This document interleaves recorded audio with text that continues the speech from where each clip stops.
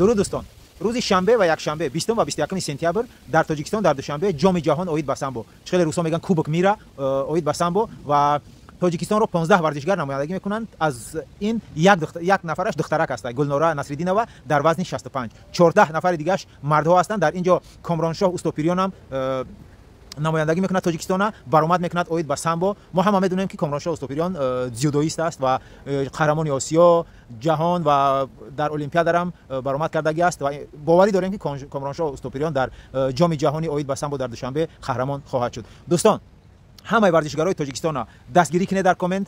ما باوری داریم که همش جاهای نمایان را اشغال میکنند. در جام جهان همه کشورهای دنیا میآیند و این یکی از بهترین مسابقه های شیدترین مسابقه ورزشی می شود. ما باوری داریم که دوشنبه در این جام جهان جاهای نمایان را اشغال میکند. دوستان، یک بار دیگر ورزشکاران تاجیکستان را دستگیری کنید. روزی شنبه و یک شنبه جام جهان در دوشنبه در قصر آب برگزار می‌گردد. شاید که چیپتاش رایگان باشد، شاید که برای رایگان تماشا کنید. کدامی که در دوشنبه است حتما روید ورزشکارای تاجیک را دستگیری کنید. در کانال مشتی تاجیکی ابونه شوید. ان شاء الله که من خبرهای خوش را با شما پیشکش میکنم.